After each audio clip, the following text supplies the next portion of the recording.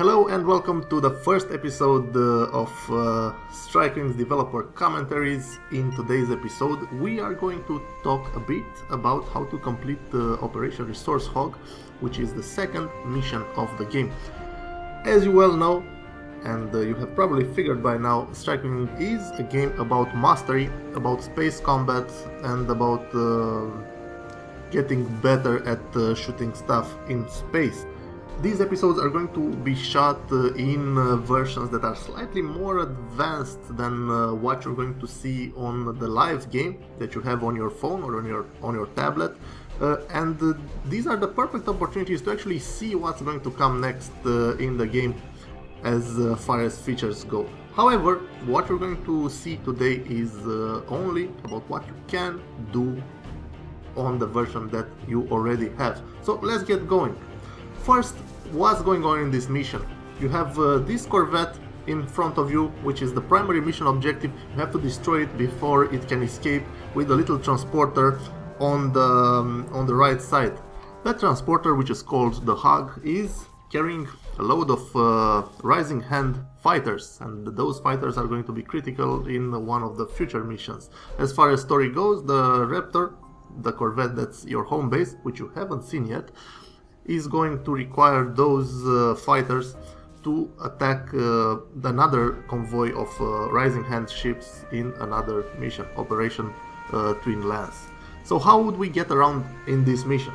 Well, it's pretty simple. First, on the top of your screen you have the objective status displayed. There you have a little portion that says status and the percent. That is the status of the enemy Corvette. When you bring that number down to 0, the enemy Corvette is going to die and the mission is going to be completed. Second, you're going to see the mission timer, which is constantly decreasing from 10 minutes. This is how much time you have to destroy the Corvette before it escapes and you fail the mission. And third, there are two other elements that you might want to check out. First, there is the pink or magenta arrow, as you want to call it, which is the objective icon. This shows you where your current objective is in the mission, and it is always focused on the Corvette for this operation. The other icons that you really want to check out are the blue arrows, which show you where your friendly bombers are. And this gives you a quick info on how many bombers you have in the mission and how fast everything is going to go down. Basically, bombers deal a huge amount of damage to the Corvette, and they must be protected at all costs from the enemy fighters, which are going to try to destroy them. As you can see, I'm playing with the Hawk, and this is a rather underpowered ship. It is very fast but doesn't have a lot of firepower. So what I can do in order to finish this mission fast is to take care of the enemy fighters and to help the bombers deal some damage to the Corvette. Taking out the fighters is the most simple thing to do. You just target them, shoot them, and that is about it. However, remember that the mission adjusts to your playstyle, so the faster you kill enemy fighters, more enemy fighters are going to come. So you'll have to reach a balance between shooting stuff down, protecting the bombers, and dealing damage to the Corvette before it is too late. The second thing, and the most important, is how to deal damage to the Corvette as a fighter.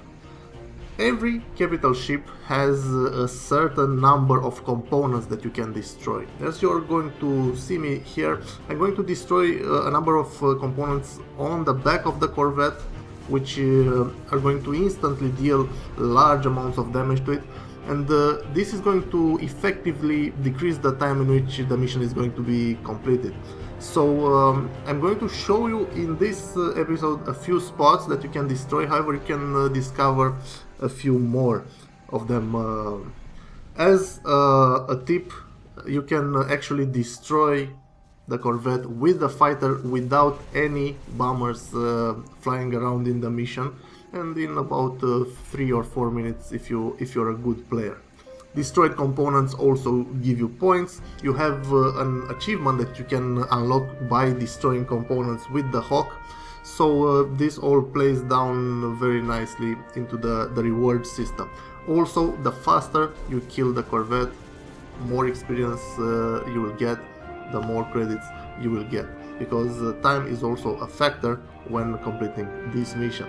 So thank you for watching, I hope this video was somewhat helpful, and see you on the next episode.